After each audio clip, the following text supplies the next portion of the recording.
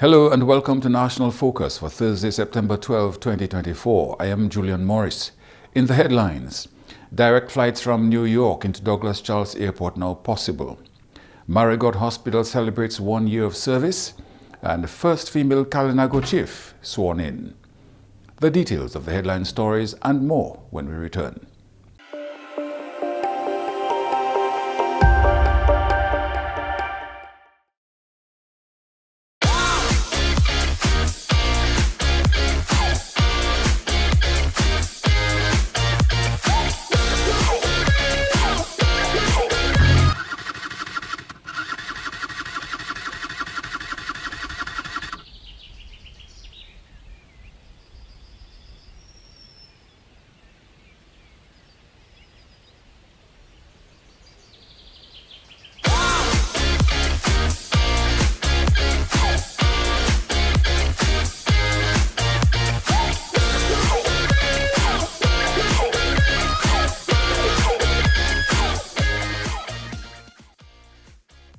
Ride safe, wear a helmet, safer roads in the nature aisle.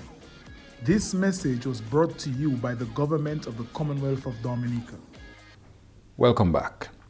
The extension of Douglas Charles Airport runway to 1,936 meters means that Dominica can now attract much larger aircraft, including direct flights from New York.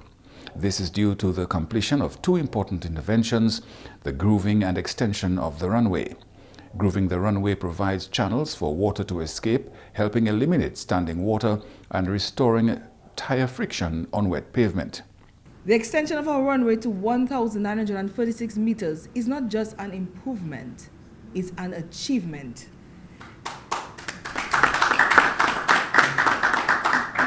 It represents our ability to expand beyond the current routes, giving us the capacity to welcome larger aircrafts that carry more passengers, more cargo, and more fuel. This extension means Dominica can now offer direct flights not only to Miami, but as far as from New York. Imagine that, non-stop service from New York. The tourism minister says it's about building something world-class that stands up to global standards. Dominica has set ambitious tourism goals. 500,000 visitors by 2030. To some, that may seem like a large number, but for Dominica, it represents the horizon of what we can achieve. Access has always been one of the greatest challenges to reaching these goals. Today, through the extension and grooving of our runway, we are addressing this challenge head on. We have already made significant progress, thanks to our attendance at the 2022 Roots Conference and everyone thereafter. We not only strengthened our relationships with existing partners, but also sparked the interest of new airlines eager to serve Dominica. This interest is a resounding vote of confidence in our government, in our people, and in our vision for this nation. She says it's about responding to the needs and desires of Dominicans here and abroad and our visitors. This upgrade at Douglas Charles forms part of ongoing efforts to boost air access, enhance safety, and position Dominica as a competitive and welcoming destination. This extension means less hassle for travelers, and in many cases, savings for families when visiting or welcoming loved ones. It's about making Dominica more accessible, more attractive, and easier to reach, and in doing so, enhancing our tourism product. This runway extension isn't just about airplanes, it's about people, it's about us. When we talk about safety, we're talking about ensuring that every flight to Dominica is safe, reliable, and hassle-free. This is where the runway grooving comes in. Runway grooving significantly improves drainage on runways and make it easier and safer for pilots to control and brake the aircraft in wet weather. The Kalinago territory, and by extension Dominica, has recorded history with the swearing-in of the first female Kalinago chief, Mrs. Annette Thomas Sanford. Chief Sanford took her oath at the 10th inaugural meeting of the Kalinago Council on Wednesday. I, Annette Thomas Sanford, I, Annette Thomas Sanford, do declare that I will well that I will well and faithfully discharge and faithfully discharge the duties of a member the duties of a member of the Council of the Council of the Kalinago Territory. of the Kalinago Territory. I do declare. I do declare. The credentials were presented to the newly sworn-in Kalinago chief by Her Excellency, the President of Dominica, Mrs. Sylvanie Burton. The new Kalinago chief has called for a day dedicated to the indigenous people as a national day. That day would appropriately, we will celebrate our culture and heritage as an indigenous people. We would wish to recommend July 4th as such a day. It is our hope that July 4th, 2025 would be the start of this celebration. Outgoing Kalinago Chief Lorenzo Sanford highlighted central government's pivotal role in the council's success. The government of the Commonwealth of Dominica is the most significant source of funding and financial support for the Kalinago Council and its plans and projects. The council raises no money by way of tax for the residents of the Kalinago territory and their property. This means that 100% of council's financing comes from outside, mainly the central government. I say this to impress upon the valuable role that state finances play in the development process of the territory. Parliamentary representative for the Salibia constituency, Honorable Kozia Frederick, acknowledged the work of past Kalinago leaders. I want to call out former Chief Irvins and former Chief Masclem and former Palaps Kelly Grano and Cassius Daru and all of those folks who have been in their own way trying to make this space better. They have worked very hard on the trying times, because one thing I realize by being a son of the soil is that one of our biggest struggles is ourselves. And we have to take on ownerships. So when we speak about the rights that we have to have, it's very, very, very important, or it is of utmost importance to know that we have to have a responsibility. The new Kalinago Council will be the first and only council to have a 5-year term in office. The other members of the council are Irvin Wayne Rossi, Francilia Darrow, Kimberly Tyson, Teddy Thomas and Miranda Langley. There was one council member absent who will take her oath at the next council meeting. Minister responsible for local government, Honorable Greta Roberts, acknowledged the significance of the moment. Where for the first time you will be led by a woman as your Kalinago chief and council chair. I wish all of you newly sworn in councillors a productive term of office, and I have no doubt that if each of you embrace an approach of serving your people and community selflessly, without fear or favor, you will all do well. Health Minister the Honorable Kasani Laville, who represented the Honorable Prime Minister Roosevelt Skerritt, acknowledged the emergence of strong Kalinago women in leadership. From the youngest chief in Lorenzo to the first female chief in Mrs. Annette,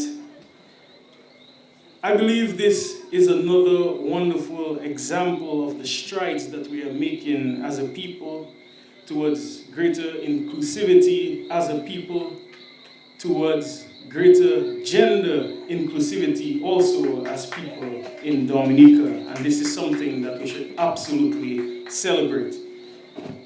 Not only that, today in our midst, in our presence, also from the Kalinago territory, is our first female head of state, who is also a Kalinago brave. And I feel so proud that all of these firsts are coming here from the Kalinago territory, and this is something we must celebrate. The Dominica Hospitals Authority proudly celebrates 1 year of service at the Marigot Hospital. Over the past year, the Marigot Hospital has served the Marigot Health District by providing access to quality healthcare services. This includes specialist clinics, urgent care services, pharmacy, X-rays, ECG, and other diagnostic services. In July 2024, a new dental service was introduced, further enhancing access to medical provisions for residents within the surrounding communities. Over the last year, through the services offered at the Marigot Hospital, A total of 70 specialist clinics were held and care was administered to over 3,500 patients at the urgent care. In the coming months, the DHA will expand the services as the government moves towards full utilization of the hospital. The DHA remains committed to delivering quality, people-centered care at both the Dominica China Friendship Hospital and the Marigot Hospital. Consultant on the CC4 Fish 2 project, Dr. Camille David, says the impact of storms on the fisheries sector can no longer be approached in isolation. At a stakeholder workshop held earlier this week, Dr. David provided an overview of the CC4 Fish 2 project. The purpose of the workshop was to refine and align strategies for the project, which will be implemented next year. There are different kinds of fisheries. So we have reef fisheries, we have the FADS fisheries, which we have been gradually moving towards targeting offshore pelagic species and so on and so forth. Most of our structure, despite the work that the government has done and despite the work that the fisheries has done, still remains highly vulnerable to climate changes. And I mean, I'll show you, we walked the length and breadth of all the fish landing sites to get a first-hand impression of what these infrastructures look like. And there's still a lot of work to be done to really systematically build that kind of resilience, that capability that we need to address climate-related problems within the fisheries sector. Dr. David says there are safety and communication gaps still apparent. We're in the transition, moving away from, small scale and,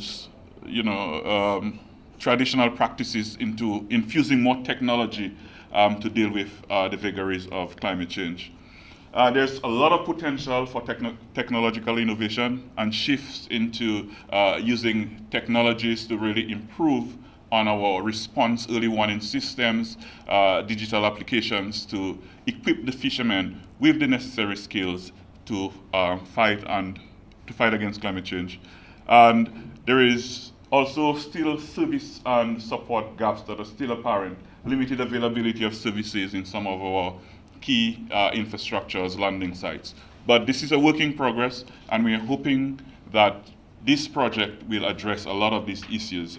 He says an assessment of the country's existing infrastructure was revealing. What we have discovered is there is still diverse fishing vessels in use. I mean, as I indicated, small dugout canoes. The World Bank obviously is investing in more climate resilient fisheries vessels using fiber reinforced plastics, FRPs, I think. And this will, of course, reduce the cost, fuel cost, greater buoyancy, and make that vessel somewhat more adapted to extreme climate events. So we are seeing a transition, a shift, from these traditional vessels to those that are at least more capable within the context of our operating spaces. Having the equipment and technology available does not necessarily mean they are being utilized by fishers. In some landing sites as well, it's only beach landing that is still there, and that is nothing new in Dominica because of past significant impacts of climate change, like places like Kalinago. It's still a beach landing, and the fishermen have learned to operate within these limitations because fish, as I would always say, and our human health is very intricately linked to the environmental health. So having these fishermen operating within these spaces, is something that is not new, but it's something that is very important for maintaining our protein security, our food security. In some of the complexes, government have invested jointly with international partners the restoration and renovation of these facilities to make them more climate resilient, new equipment, and new infrastructure or improved infrastructure to better deal with climate-related impacts.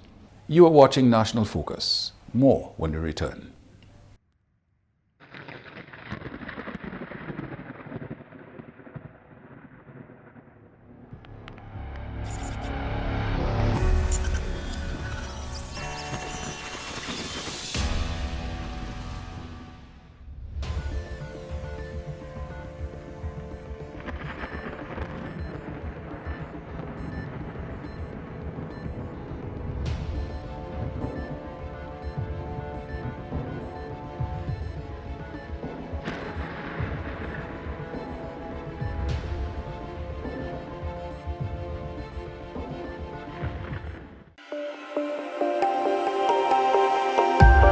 Welcome back.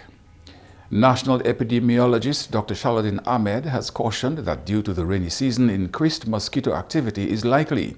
Dr. Ahmed spoke at a Ministry of Health press briefing this week. Like other Caribbean islands, dengue is endemic in Dominica. As you are aware, we had a mild dengue outbreak during the period of October last year to March of this year. During the period, we had all 4 types of dengue in circulation. It is important to note that if an individual is infected with 2 different types of dengue viruses, there is a possibility of developing a severe form of dengue, which often requires hospitalization or ICU admission. Patients with sickle cell disease should be extremely cautious with dengue infection, primarily due to higher risk of complications, including worsening of sickle cell crisis. He says the onus is on every individual to play their part in helping to reduce the mosquito population. Individual responsibility is crucial in reducing the mosquito population. The Ministry of Health has been actively circulating public health messages regarding source reduction and the use of adulticides to control the mosquito population. Since we are on the subject of vector-borne diseases, the first human case of West Nile virus was reported in one of our neighboring islands on August 7 this year. It is the first human case in this region. West Nile virus is primarily spread by mosquitoes, particularly the Culex species. This underscores the importance of taking responsibility for keeping our surroundings clean to prevent mosquito breeding grounds. On our part, the ministry is keeping track on the situation abroad through WHO IHR regional focal point. Meanwhile, Dr. Ahmed has also warned about the re-emergence of mpox or monkeypox. The Ministry of Health is taking all necessary precautions. A new variant, Clade 1b, is on the rise. Mpox was declared a public health emergency of international concern by the Director General of the WHO on August 14, 2024. This decision marks the second time in 2 years that such a declaration has been made, reflecting concerns about the current situation in the WHO African region and the potential for global spread. According to the IHR Event Information Site, Sweden and Thailand have each reported a case of Clade 1b variant, both involving recent travel from the African region. These are the only 2 cases of Clade 1b variant reported outside of the Democratic Republic of the Congo and neighboring countries such as Burundi, Rwanda, Uganda, and Kenya. To date, no cases of Clade 1b have been reported in the Americas. Based on the Caribbean Public Health Agency's risk assessment, the Caribbean region is considered to be at low to moderate risk, while the WHO assesses the risk as moderate. With regard to surveillance, he says several recommendations from WHO and CARPHA have been implemented. Coming up next, the Creole News Highlights with Jenno Jacob.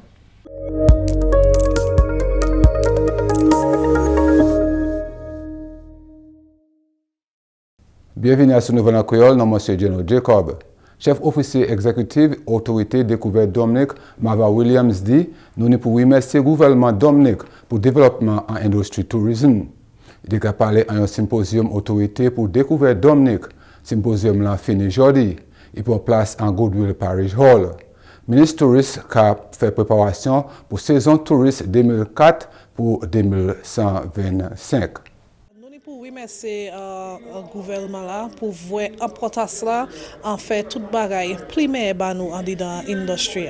Et ben yon se bité là moi voulais parler contre c'est excellence pour présenter un service basé moun qui un service d'excellence. Et ben ça c'est là nous mener nice certification là et nous voulons remercier ces moun qui ja vini yo ja fait application et yo ja sauté que yo legal yo ni certification et nous ka ki d'autres moun pour venir tant pourquoi ou besoin nice certification là nous là Discover Dominica nous voulons parler ba et c'est une manière pour faire ça autant que les moun venir Dominique comme si nous voulons montrer tout bite c'est en ordre tout bite c'est en haut nous ka fait tout bite et puis excellence. Gouvernement ni plan pour longer cruise ship bœuf là en Ozo. Nous avons ministère a parlé contre café station pour faire un cruise ship bœuf là primaire. Encore ça c'est pour faire ça autant que là nous ka parler bah c'est moun qui ka venir laisser bateau là mais c'est moun qui ka conduit bateau là que yo ka voir comme si doit Dominique intéressant et Dominique le fait biter primaire pour pli bateau venir à Dominique. Aussi nous avons ministère a parlé aussi jodi quand c'est moun qui ka fait tour guiding normalement ou ka payer à peu près $800 pour faire tour guiding mais pour les là ou ka payer seulement $150. Ah ben ça c'est un gros bon réduction dans puis là so nous ka encourager tout le monde toutes ces jeunes moun qui là venir apprendre contre Dominique pour ça présenter bah c'est moun qui ka venir avec NDF industrie là primaire. Ministère tourisme et puis d'autres officiers visité base avion Douglas Charles hier. Gouvernement Dominique longe runway chimia pour avion couru. Il faut ça là c'est pour mener plus moun rentrer Dominique par avion. Chef officier d'ASPA autorité pour avion et puis bateau qui a venu Dominique Benoît Badouil parler et puis nous compte ça. Aujourd'hui, nous avons expliqué le travail là nous fait à 6 bases avion là avec comme nous grandis en place là et nous grandis parce que take-off distance runway à présent c'est 6352 pieds à présent. Il était 5741 avant. So, nous avançons. À présent, nous avons trouvé plus avion ça qui à base de l'aéroport Douglas Charles. Nous savons déjà, nous avons American Airlines qui viennent et nous travaillons pour voir si nous avons trouvé d'autres airlines pour venir. Mais pour eux, ça vient, nous tenons pour faire nous tenons pour extendre, grandir airport là, basse runway là. Avec nous faire ça. Autorité l'hôpital Dominique a célébré une année de service l'hôpital neuf en village Marigot. L'hôpital là, ja Bamoun Marigot, bonne qualité de service santé, pharmacie, X-ray, ECG et puis d'autres services. En juillet l'année ça là, service dentiste commencé. Il y a la valeur 70 cliniques à l'hôpital là. Et puis plus que 3000 personnes j'ai attrapé service médical. Ça c'est tout à ce nouvelle en créole. Changez-nous en temps cyclone, écoutez radio et puis télévision pour information à ce cyclone. Continuez à faire préparation aujourd'hui.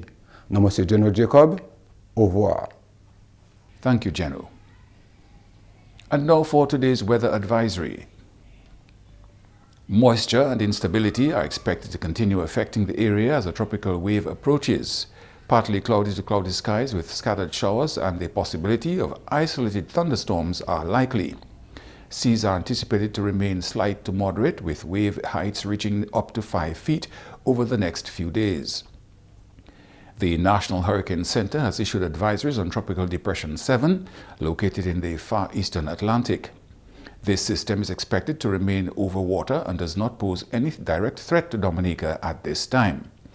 Additionally, the National Hurricane Center continues to monitor 2 areas of low pressure in the central Atlantic. The chances of development are low at this time. The first system is expected to affect the area late tonight into early tomorrow morning. Please continue to monitor the progress of these systems. Today's hurricane tip: evacuate to a shelter or neighbor's home if your home is damaged or if instructed by emergency personnel. And that's all for this edition of National Focus. Be sure to follow GIS Dominica on Facebook, YouTube, and on Twitter. You can also drop us an email at gis@dominica.gov.dm. From all of us here on the GIS News Production team, I am Julian Morris. Thanks for watching.